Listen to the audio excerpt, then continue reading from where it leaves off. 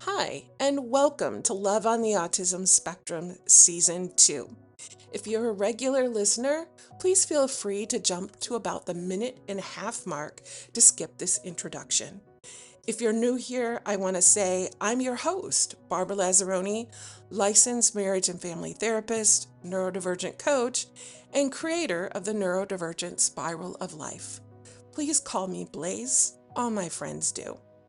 This podcast is for autistic adults, adults with ADHD or complex trauma, and the partners who love them, as well as neurodivergent couples, especially those who are tired of being told to communicate better, try harder, or fix themselves in systems that were never designed for how they're wired.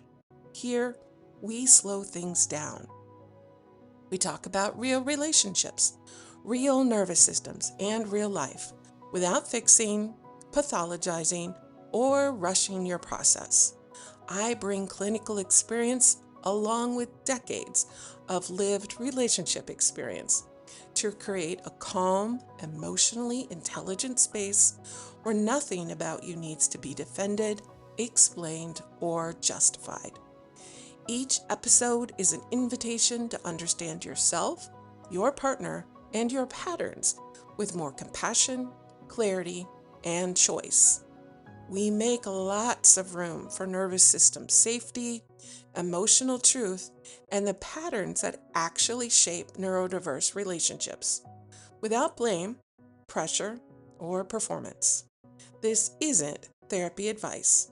It's lived experience, clinical wisdom, and steady support for those of us who are wired differently. So take a breath, settle in. I am so glad you're here.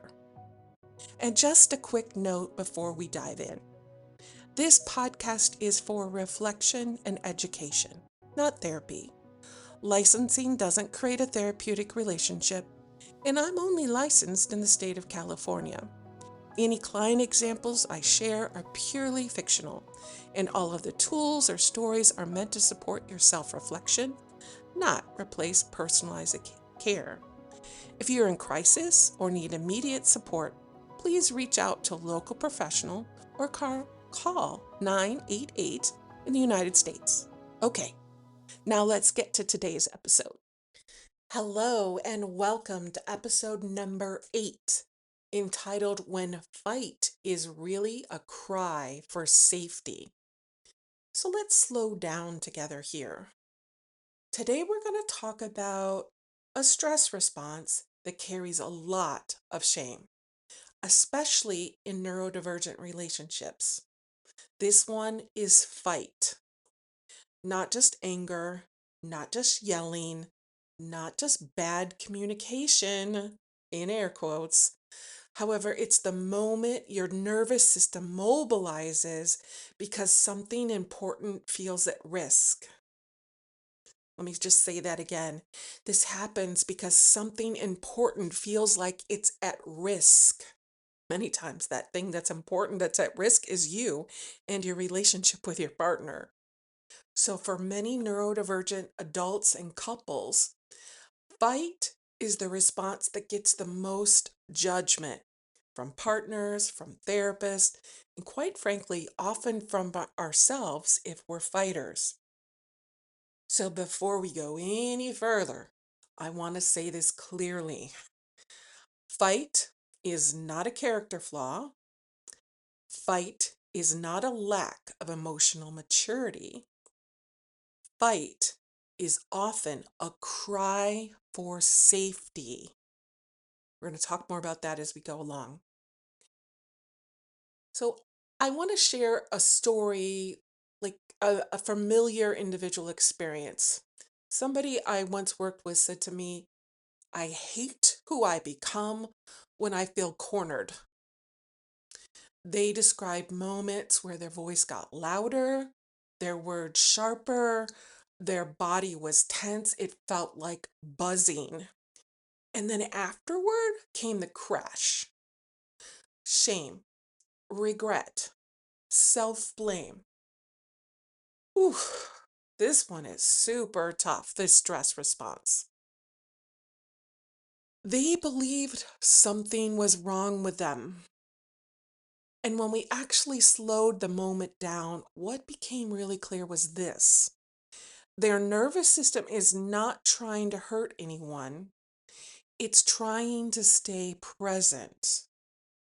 Fight is actually the response that keeps them engaged when freeze feels like disappearance and flight feels like abandonment. This actually matters. So in spiral layer 1, which we're still focusing on, remember last week we looked at freeze. This week we're looking at fight. In this layer, we're not trying to change our responses. We're trying to understand them. Fight is tends to show up. Let's just say it tends to show up when things like this happen. Boundaries feel crossed, needs feel unheard, when someone's sensory or emotional load is already high, and when their connection, especially the connection in their relationship, feels threatened. So for many neurodivergent people, fight is a late stage signal. For many people, it's not the first one. And in the work that I do with clients, I invite clients to name their first stress response, their second, which tends to be really close, and then a long lost third. Typically, that's the way it shows up, but not always. So for them, early signals may have been things like sensory overload, confusion, fatigue, subtle irritation. When these signals are not noticed or respected, the nervous system escalates. It's not because it wants conflict. It is because it wants protection. So this is one of the most common pairings I see in couples. Most common.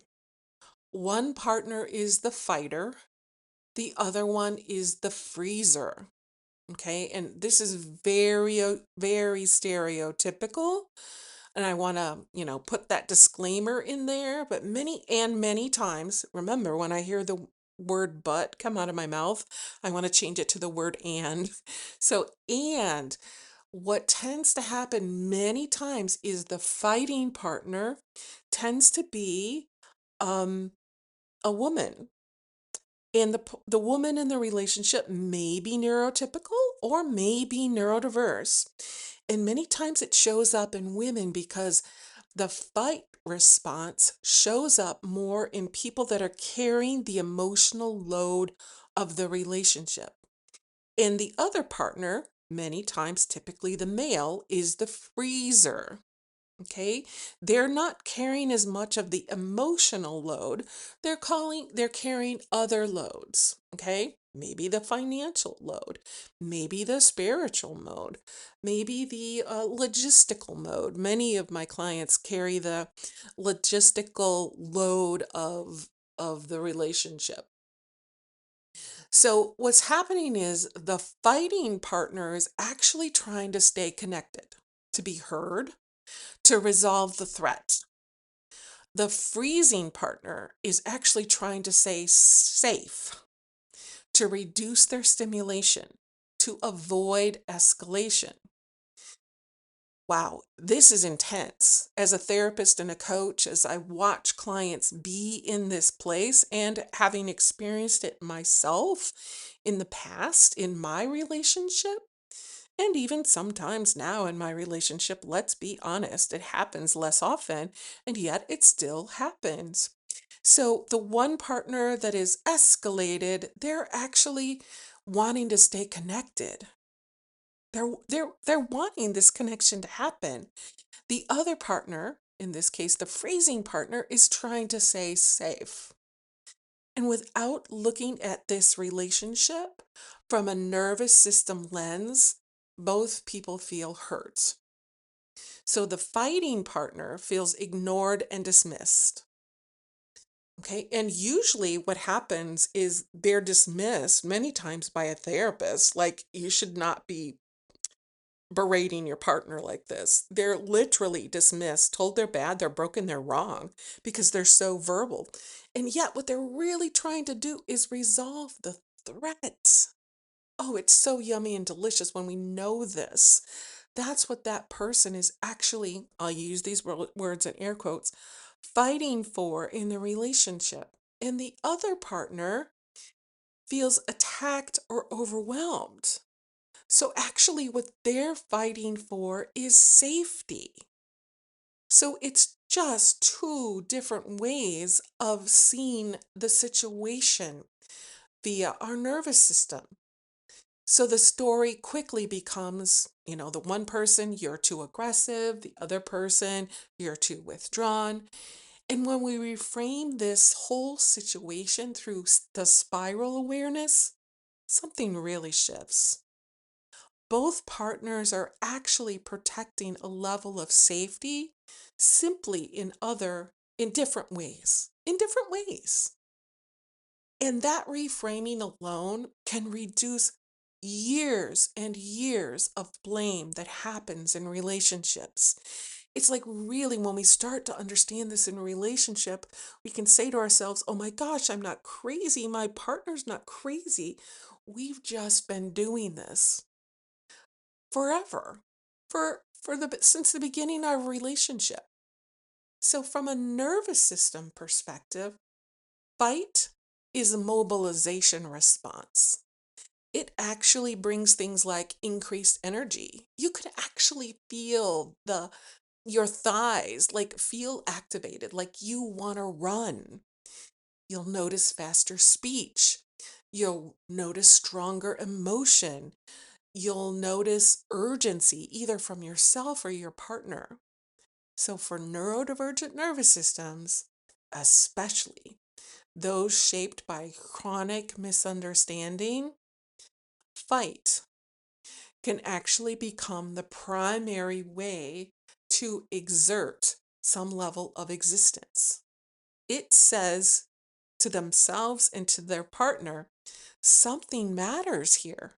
I'm still here. Don't disconnect from me. Understanding this doesn't excuse harm. Okay, I want to make sure because we don't want to escalate fight into physical fight, verbal fight, emotional fight, because those actually border on I'll use the word abuse. We're, we're not about abuse in relationships. What we do is we come back and we say, it removes moral judgment, which is essential for repair. So I want to share another couple's example because fight is sometimes complicated to understand. So when one partner often is described as really reactive or too intense, however, when we map their when we map them on the sensory ladder or they map themselves on the sensory ladder that we introduced earlier this month when we started talking about it, and I'll tell you more about how you can get a copy of the sensory ladder if you don't have it yet. We saw that fight only showed up after long periods of unaddressed overwhelm. Ooh, that one's really important. They weren't overreacting. They were reacting late. So, what part of my role is a therapist and a coach, and even you, as you're listening to this is something that you can learn as well. When you begin to notice your earlier signals, the fight response actually softens, not because it was suppressed, however, because it wasn't needed as often. That's the neurodivergent spiral of life, layer one, this work in action. Okay, this is super important. This is some ways that you can actually change your relationship. So here are 3 tools for working with fight. Okay? First, we got to slow down the body before the conversation. Here's the truth. Fight does not respond to logic. No way. It responds to pacing. Okay, so if you can address it by lowering your voice, grounding into your feet, and reducing sensory input, this actually tells the nervous system it doesn't need to escalate further. So, as the person who might be going into a fight response, these are things you can do for yourself. The other thing you could do, number two tool, is name the need under the heat. So when this fight response shows up, ask yourself gently, what am I trying to protect right now? Is it safety? Is it respect? Is it connection? Is it autonomy? Maybe it's something else. Naming your need actually shifts fight from attack to actually looking for information. So many of my clients tell me the thing that they're trying to protect in the moment is their connection to their partner. They are fighting because their nervous system is so keyed up. They don't want their partner to disappear or freeze out so that they don't speak again. So one person actually appears as if they're raging and the other person, appears silent. That's what it appears on the surface, that doesn't really mean what's happening. And then tool number three, repair without self-attack. After a fight response, many people spiral into shame. It's like you can I can see it as I work with my clients as a coach and a therapist. You can actually see this place where they're totally animated, they're in this fight response, and then they go boom right into this level of shame, the shame spiral where it's like, I ruined everything, I'm wrong, I'm bad. And really, I invite you to say, my nervous system got loud because something mattered to me. In many cases of the people that I work with, what the part would be, my nervous system got loud because something mattered, and that's you. You matter to me, and our relationship matters to me. So, repair does not require punishment, it requires understanding. So, if the fight stress response has been a part of your story and you've judged yourself for it, I want you to hear this. You're not too much. Your nervous system, just learned to mobilize because staying silent didn't feel safe. Okay? Didn't feel safe. So, with awareness and pacing and support, fight doesn't have to run the show. However, it does need to be understood. So, let me bring in that note here that I wanted to share.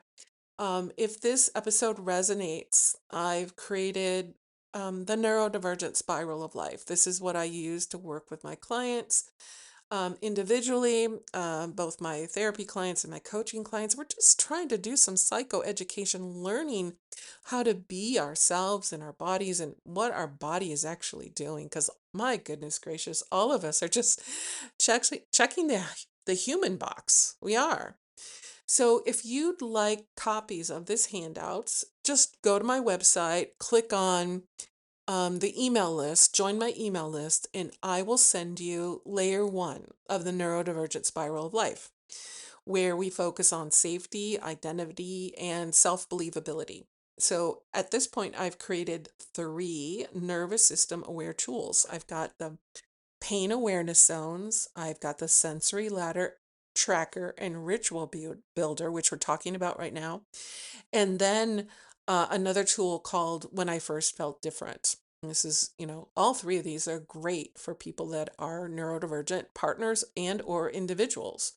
So I hope you use these tools to notice what your body and your emotions and your history in life have been communicating to you without the need to analyze or justify or relieve the past.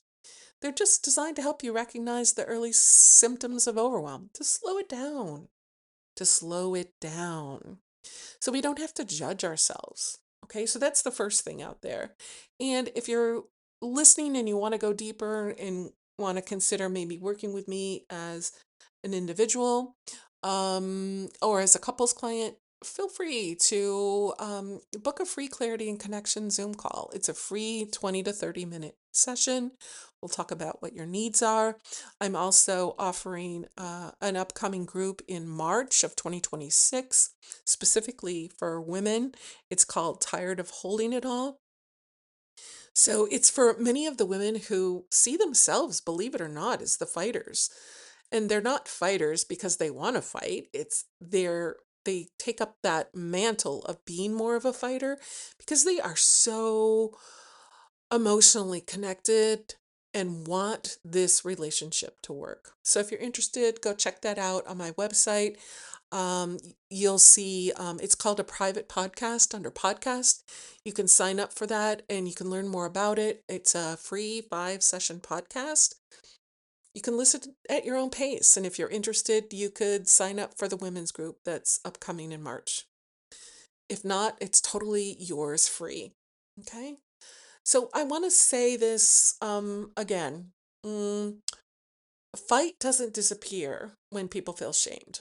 It softens actually when people feel safe enough to notice earlier.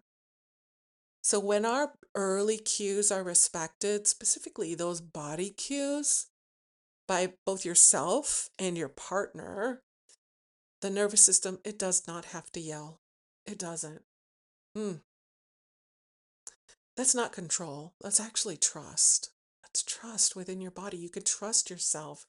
Your partner can trust you that you're going to be aware of your nervous system responses. So I'm going to offer you some home play, which I love to do on all of these podcasts. Home play is optional. It's really gentle. It's not homework. It's home play. So here's 3 home plays that you could do. First of all, early signal awareness. Notice just one sensation or emotion that shows up before anger. Okay. The second one is language shift. Replace the words I overreacted or I lost my top or I lost my SHIT with something important like my system was protecting something very important to me. Many times it's our relationship. And then number 3 is the relational reflection. What does fight actually protect in our relationship? For many of my clients, fight actually protects the relationship itself. It's like, wow, I want to fight for this relationship. It's important for me. It's important to me. Our family is important to me. Our way of interacting together is important to me. I wish we weren't doing this, and yet this is where we're at. So I also want to say this episode pairs with a blog that is also coming out this week on Wednesday. It's entitled When the Fight Response Shows Up in Neurodiverse Relationships. It's different from this podcast. It's more coming from a um let's see here, more clinical perspective. The podcast is more of it's clinical, but it's also more of a relational perspective. And if you want even more of a relational perspective, you can join me on over on Substack.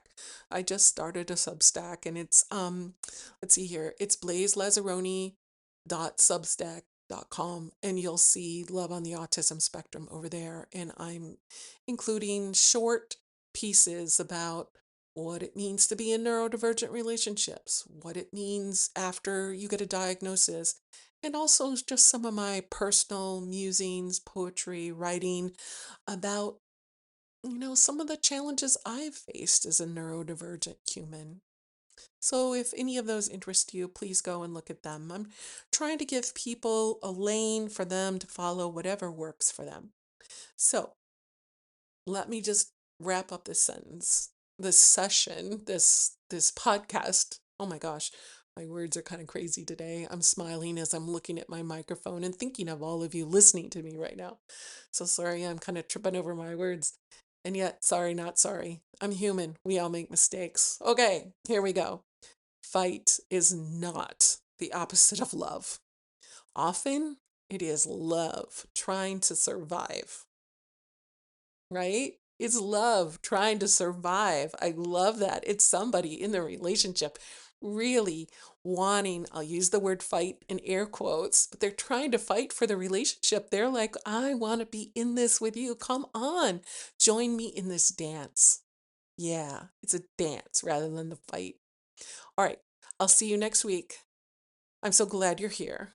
Thanks for being here. Have a great week. Bye now.